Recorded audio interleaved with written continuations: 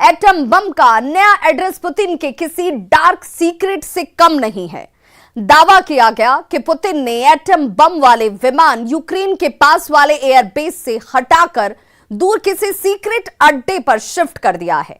सवाल बहुत सारे हैं, पुतिन का डर भी है, पुतिन की चालाकी भी है।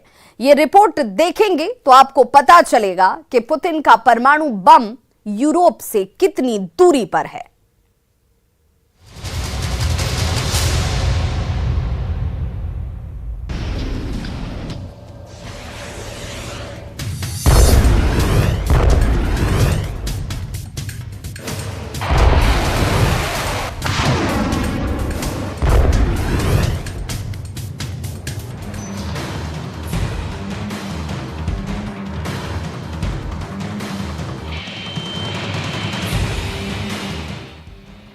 क्या मॉस्को पर हमला होने वाला है?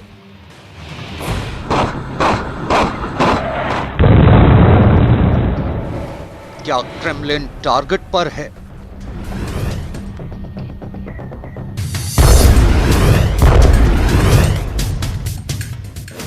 रूस के कितने सैन्य ठिकाने खतरे में हैं?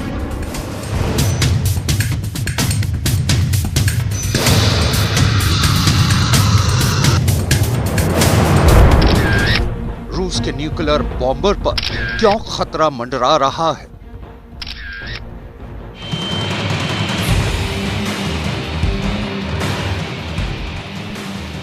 क्या रूस के परमाणु तहखानों पर ड्रोन अटैक होने वाला है?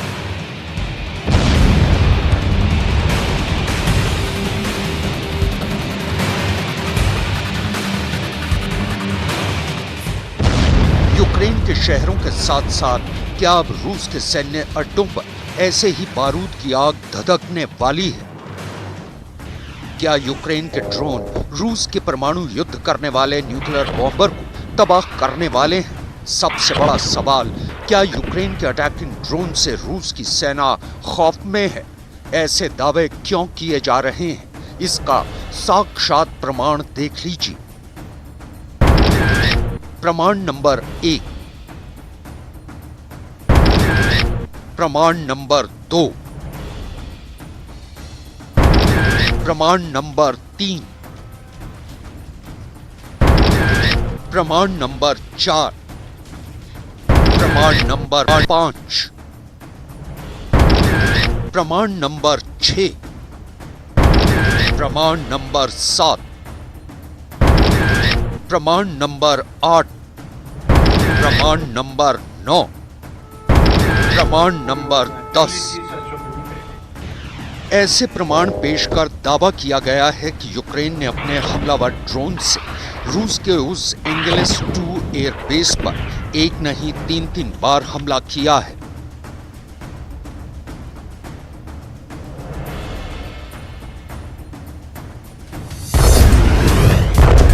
हमला नंबर 1,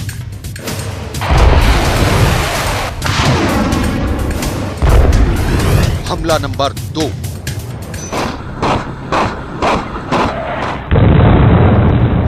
हमला नंबर 3। यूक्रेन के इन हमलों के प्रमाण के तौर पर रूस के एयर डिफेंस के सक्रिय होने के इस वीडियो को पेश किया गया है।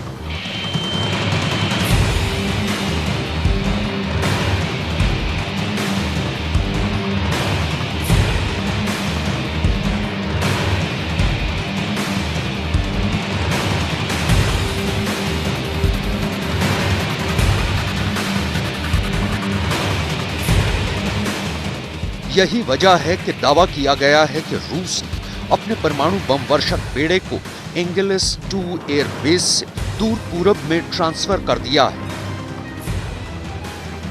रूस ने अपने परमाणु बम वर्षक बेड़े को एंगेलिस एयरबेस से सुदूर पूर्व में अमूर इलाके में मौजूद उक्रेनिका एयरबेस पर पहुंचा दिया है। दावा किया गया है कि रूस की एयरफोर्स ने कम से कम अपने 4 से 6 न्यूक्लियर बॉम्बर Tu-95 को उक्रेनिका एयरबेस ट्रांसफर कर दिया है। रूस का एंगेलिस एयरबेस यूक्रेन की राजधानी कीव से 1090 किलोमीटर दूर है। वहीं उक्रेनिका एयरबेस एंगेलिस से 7235 किलोमीटर दूर पूरब में स्थित है। रूस की सेना ने अपने न्यूक्लियर बॉम्बर को आखिर यूक्रेन से इतनी दूर पूरब में क्यों शिफ्ट कर दिया है, इसको लेकर 4 ठोस वजह पेश की गई हैं। वजह नंबर 1, यूक्रेन की राजधानी कीव से 800 किलोमीटर दूर रूस का रयाजान मिलिट्री बेस पर हमला हुआ है। कीव से 800 किलोमीटर दूर रूस के कुर्स्क एयरफील्ड पर ड्रोन अटैक हुआ है। वजह नंबर 3, यूक्रेन की राजधानी कीव से 1090 किलोमीटर दूर रूस के सरातोव मिलिट्री बेस पर हमला हुआ है, जो रूस के लिए बहुत ही डरावना है, क्योंकि सरातोव में ही रूस का एंगेलिस एयरबेस है। एंगेलिस एयरबेस पर हुए हमले में रूस के 2 न्यूक्लियर बॉम्बर को नुकसान पहुंचा है। वजह नंबर 4, दावा किया जा रहा है कि रूस के अंदर यूक्रेन की स्पेशल फोर्स पहुंच गई है। एबीसी न्यूज ने पुष्टि की है कि यूक्रेन की स्पेशल फोर्स रूस के काफी अंदर तक पहुंच गई है। एबीसी न्यूज के मुताबिक यूक्रेन के प्रेसिडेंट जेलेंस्की के इनर सर्कल के एक वरिष्ठ अधिकारी ने एबीसी न्यूज को बताया है कि रूस के सैन्य ठिकानों पर 2 ड्रोन हमले हुए। इनमें से कम किसी एक ठिकाने पर ड्रोन को गाइड करने का काम रूस में मौजूद यूक्रेन की स्पेशल फोर्स ने किया था। ऐसे में बड़ा सवाल उठ रहा है कि यूक्रेन की स्पेशल फोर्स रूस में कितनी अंदर तक अपनी घुसपैठ कर चुकी है। क्या यूक्रेन की स्पेशल फोर्स के कमांडो रयाजान मिलिट्री बेस के करीब मौजूद है? क्या जेलेंस्की के स्पेशल कमांडो रूस के कुर्स्क एयरफील्ड के आसपास कहीं छिपे हुए हैं, या फिर रूस के न्यूक्लियर बॉम्बर वाले एंगेलिस एयरबेस के करीब कहीं अंडरग्राउंड है? अगर ऐसा सही साबित हुआ तो इससे इनकार नहीं किया जा सकता कि जेलेंस्की के स्पेशल कमांडो रूस में 800 किलोमीटर से लेकर 1100 किलोमीटर अंदर तक पहुंच गए हैं। अगर ऐसा है तो रूस पर बहुत बड़ा खतरा मंडरा रहा है। रूस में आत्मघाती हमलों की आशंका बढ़ गई। यूक्रेन की स्पेशल फोर्स को अमेरिका की सील और ब्रिटेन के एसएस कमांडो ट्रेंड कर चुके हैं। यही वजह है कि पुतिन की टेंशन बढ़ गई है। रूस की स्पेशल फोर्स स्पेत्सनाज़ अलर्ट पर है। साथ ही साथ रूस के न्यूक्लियर बॉम्बर खतरे में है। रूस या कहीं कि मॉस्को पर क्यों ड्रोन अटैक का खतरा बताया जा रहा है, इसके पीछे की वजह भी रूस के एयरबेस पर हुए हमलों को माना जा रहा है।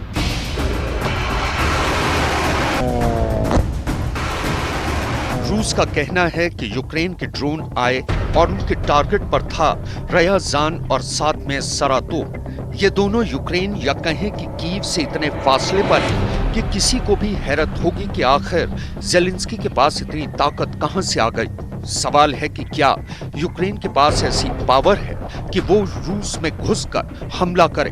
दोनों जगह हमला करने के लिए ऐसे ड्रोन चाहिए जो 1000 किलोमीटर का सफर तय कर सके। रूस की एक न्यूज वेबसाइट रिडोवका की रिपोर्ट में चेतावनी कि अगर यूक्रेन से हमले हो रहे हैं तो मॉस्को पर भी हमला हो सकता है। इसके पीछे जो तर्क किया गया है उसके मुताबिक अगर रूस में हमला करने वाले ड्रोन यूक्रेन से आए तो सीधा मतलब है कि यूक्रेन के पास पहले से ही 1000 किलोमीटर तक हमला करने वाले ड्रोन हैं, जिसका मतलब है कि मॉस्को पर हमला हो सकता है, क्योंकि कीव से मॉस्को की दूरी करीब 862 किलोमीटर है। लेकिन रूस के रक्षा मंत्रालय ने दावा किया है कि यूक्रेन के ड्रोन रूस के एयर डिफेंस की चपेट में आ गए और जब मलबा जमीन पर गिरा तो रूस के न्यूक्लियर बॉम्बर चपेट में आ गए।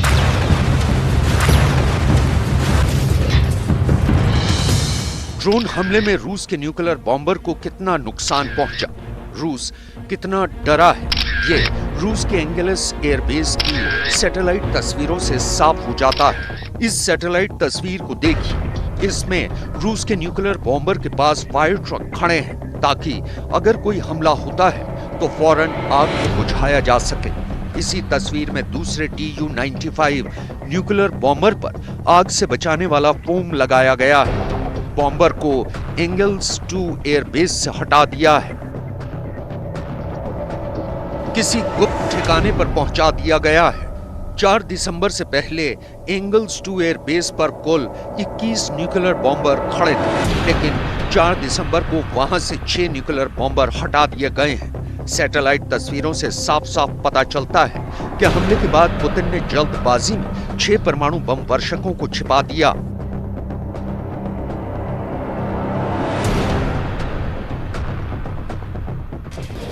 जिसे लेकर अब दावा किया जा रहा है कि रूस ने इन 6 परमाणु बम वर्षकों को एंगेलेस 2 एयरबेस से हटाकर उक्रेनिका एयरबेस पर पहुंचा दिया है।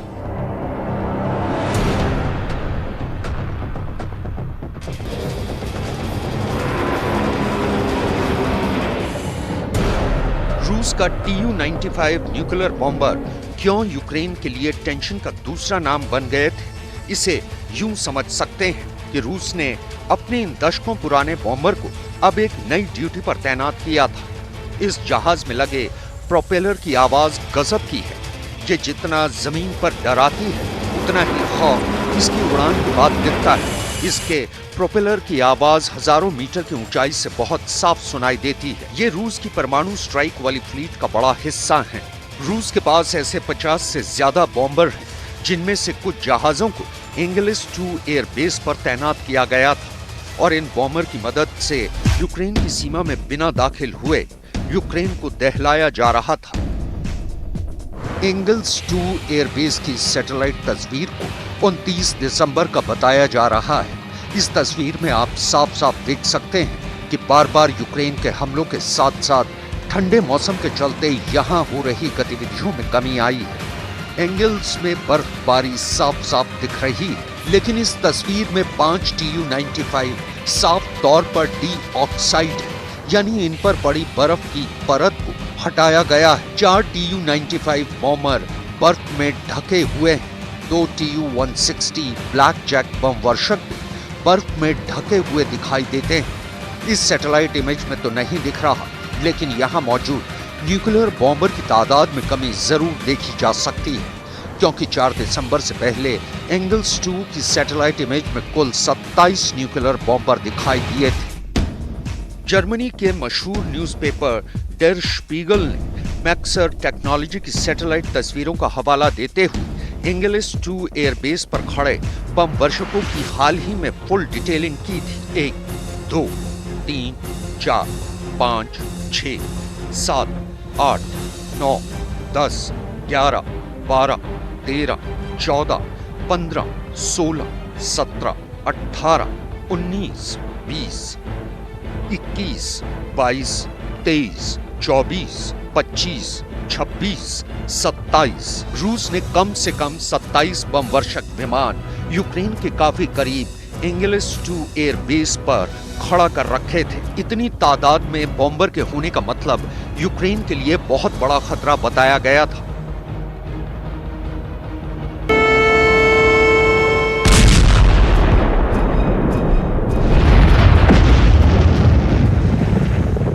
आशंका जताई गई कि रूस यूक्रेन में एक बार फिर बहुत ही भयंकर बमबाजी करने की तैयारी में है।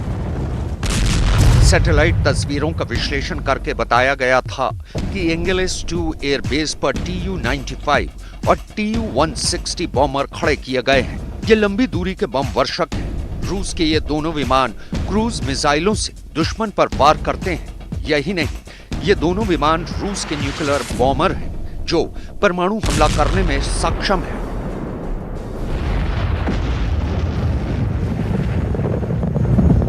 परमाणु हमला करने वाले विमानों को यूक्रेन की सीमा के काफी करीब खड़ा कर रूस बिना कुछ कहे यूक्रेन को डरा रहा था।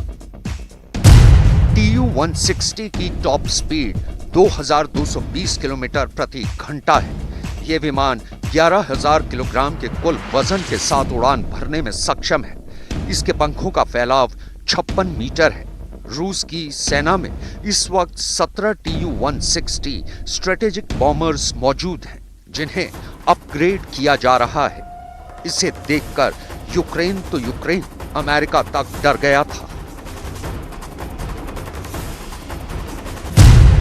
क्योंकि एंगल्स 2 रूस का ऐसा एयरबेस है जिस पर किसी भी दुश्मन देश के लिए जवाबी कार्रवाई करना मुश्किल माना जाता था। एंगल्स 2 से यूक्रेन की राजधानी कीव की दूरी 1090 किलोमीटर है।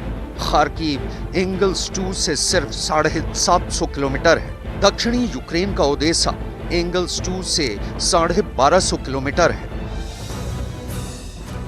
यानी एंगल्स 2 पर ड्रोन अटैक कर रूस को यह संदेश देने की कोशिश की गई है कि उसके एंगल्स एयरबेस पर कभी भी हमला हो सकता है वो अभेद नहीं है। यही वजह है कि रूस को अपने न्यूक्लियर बॉम्बर पर खतरा मंडराता दिखा और उसी खतरे से बचने के लिए रूस ने अपने न्यूक्लियर बॉम्बर को एंगल्स से 7,235 किलोमीटर दूर पूरब में उक्रेनिका एयरबेस पर पहुंचा दिया है, जो यूक्रेन के हमलों से फुल प्रूफ है।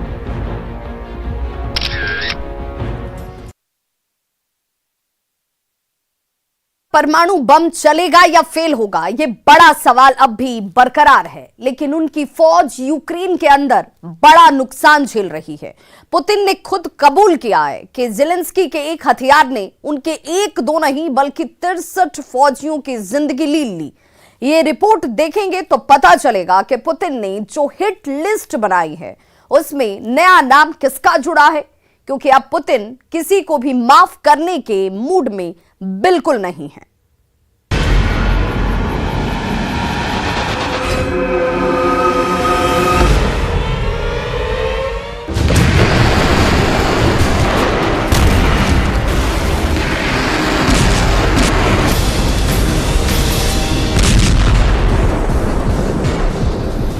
यूक्रेन में चल रही जंग में हजारों रॉकेट और मिसाइल दागी जा रही हैं, हजारों लाशें बिछाई जा रही हैं। दुश्मन को खत्म करने के लिए बारूद के गोदाम खाली किए जा रहे हैं, लेकिन यहाँ असली गेम क्या चल रहा है उसकी असलियत आपको हैरान कर देगी। यूक्रेन में बेशक युद्ध ज़ेलेंस्की और पुतिन की फौज के बीच चल रहा है, लेकिन इस जंग का रियल कैरेक्टर अब ईरान वर्सेस अमेरिका हो गया है। कैसे, ये समझने के लिए ये रिपोर्ट बहुत गौर से देखिएगा।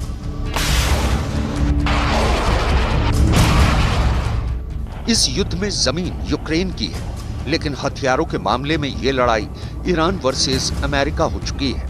31 दिसंबर और 1 जनवरी को पुतिन ने दर्जनों ड्रोन से हमले करके कैपिटल कीव को दहशत में रखा, तो 2 दिसंबर को ज़ेलेंस्की के बदले की बारी थी। ज़ेलेंस्की ने डोनेस्क के मकीवका इलाके में रूस के एक अड्डे पर हमला किया। ज़ेलेंस्की की फौज ने हाइमार्स के 6 रॉकेट दागे और इस हमले में रूस के 63 सैनिक मारे गए। इसकी पुष्टि खुद रूस की सेना ने की है। रूस का दावा है कि यूक्रेन की तरफ से हाइमार्स के 6 रॉकेट से हमला किया गया। उसमें से 2 रॉकेट को इंटरसेप्ट करके नाकाम कर दिया गया, लेकिन 4 रॉकेट रूस के ठिकाने पर गिरे और उसके 63 सैनिकों की मौत हो गई।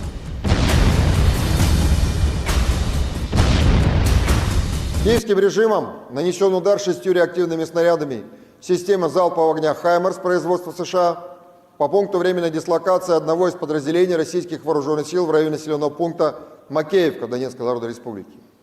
Российскими средствами ПВО 2 реактивных снаряда «Хаймарс» были сбиты. В результате поражения 4 ракетами с фугасной головной частью пункта временной дислокации погибло 63 российских военнослужащих. Родным и близким погибших военнослужащих будет оказана вся необходимая помощь и поддержка.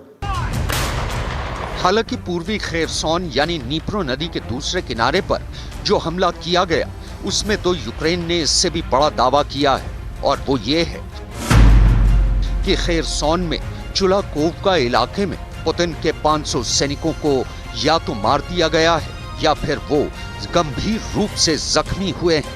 यह हमला 31 दिसंबर को हुआ, यानी नए साल से पहले पुतिन को बहुत बड़ा झटका लगा है। जाहिर है कि पुतिन का ये नुकसान ज़ेलेंस्की के लिए बहुत खुशी की बात है और इसे उनकी फौज का हौसला बढ़ाने वाला हमला कहा जाएगा। Противник продовжує зазнавати втрат. Підтверджено вогневе ураження підрозділами Сил оборони України 31 грудня живої сили та військової техніки противника в районі населеного пункту Чулаківка Херсонської області. Втрати противника склали близько 500 військовослужбовців пораненими та загиблими.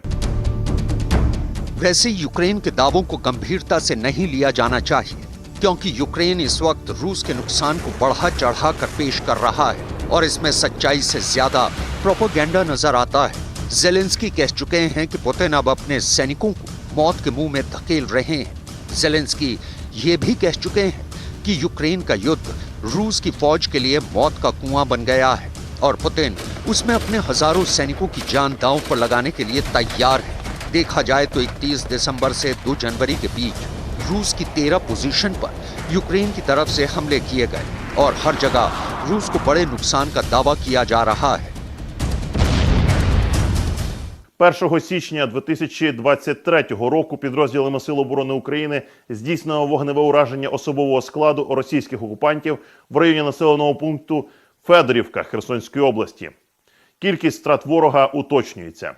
Авіація Сил оборони України протягом минулої доби завдала 13 ударів по районах зосередження особового складу, озброєння та військової техніки противника, а також 5 ударів по позиціях зенітно-ракетних комплексів.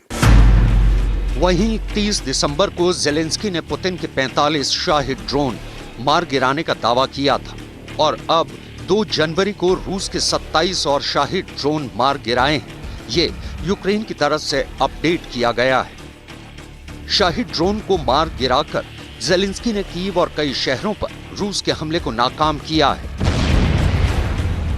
Протягом минулої доби противник завдав 6 ракетних та 52 авіаційних удари.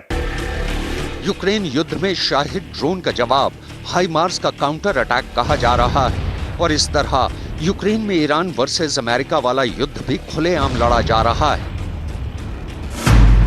शाहिद 136 ड्रोन रूस को ईरान से मिला है और ऐसे सैकड़ों ड्रोन पुतिन ने ऑर्डर किए हैं। वहीं जेलेंस्की को हाइमार्स मल्टी रॉकेट सिस्टम अमेरिका से मिला है और इसके रॉकेट की सप्लाई सैकड़ों की तादाद में जारी है।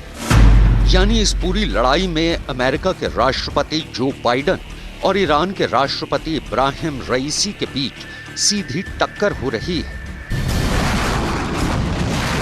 हाइमार्स बहुत ही खतरनाक रॉकेट सिस्टम है जिसने पुतिन से जीता जिताया हुआ खेरसोन वापस यूक्रेन की झोली में डाल दिया। इस रॉकेट से पुतिन को जितना नुकसान हुआ है उतना और किसी हथियार से नहीं हुआ है। जेलेंस्की को लगातार हाइमार्स और उसके रॉकेट की सप्लाई जारी है। हाल ही में एक तस्वीर ने रूस के रोंगटे खड़े कर दिए थे। पुतिन को डराने वाली सबसे बड़ी तस्वीर देखिए। 18 हाइमार्स सिस्टम की ये तस्वीर जब वायरल हुई तो खबर क्रेमलिन तक गई। ध्यान से गिनिएगा, 1, 2, 3, 4, 5, 6। पीछे की कतार में 7 हाइमार्स सिस्टम खड़े हैं और उसके पीछे 5 हाइमार्स लॉन्चर हैं। यानी कुल हुए 18 हाइमार्स सिस्टम जो यूक्रेन की तरफ रवाना किए गए।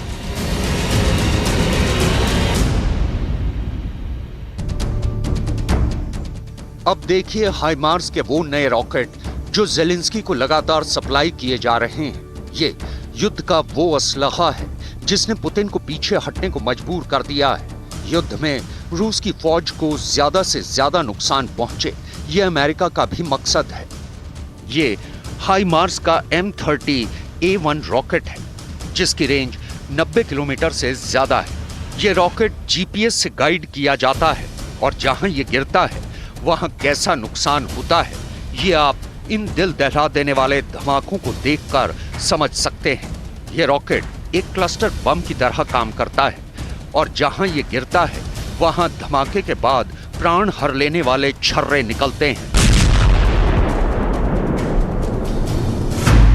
M30A1 रॉकेट के अंदर 1,80,000 स्टील के छर्रे होते हैं जो इंसान के जिस्म क्या एक कार में लगी लोहे की चादर में भी छेद कर देते हैं। देखिए एक टेस्ट के दौरान जब इसके धमाके को रिकॉर्ड किया गया तो क्या क्या दिखा। यही वजह है कि हाइमार्स की वजह से पुतिन को बहुत नुकसान हुआ है। पुतिन की फौज जहां ज्यादा तादाद में होती है, जेलेंस्की वहीं हाइमार्स का इस्तेमाल करते रहे हैं। इसकी वजह से पुतिन को बहुत से इलाकों से पीछे हटना पड़ा है। पुतिन का ऑपरेशन खेरसोन और खार्किव इसलिए नाकाम भी रहा है क्योंकि जेलेंस्की ने रूस की फौज पर हाइमार्स जैसे सटीक हथियारों से बमबारी की है। इनको रोकने के लिए पुतिन ने ईरान से शाहिद ड्रोन की डील की और फिर उन्होंने हाइमार्स के ठिकानों को निशाना बनाना शुरू कर दिया। रिपोर्ट है कि यूक्रेन हाइमार्स के 58% रॉकेट इस्तेमाल कर चुका है, यानी जेलेंस्की की आधी से ज्यादा हाइमार्स वाली पावर खत्म भी हो चुकी है।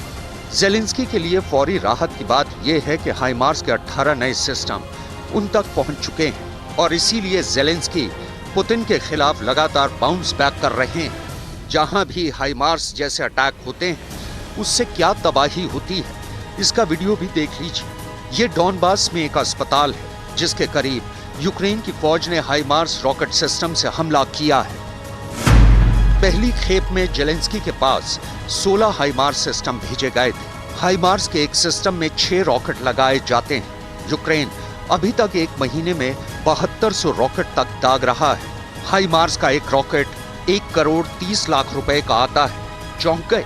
तो फिर सुनिए, हाइमार्स के एक रॉकेट की कीमत 1.25 करोड़ से भी ज्यादा है।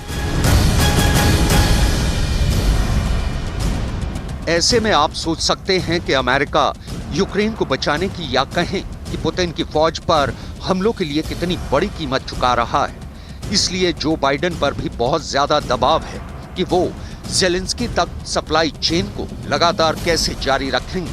उन्हें तो अपने तो न्यूज़ 18 स्पेशल में आज बस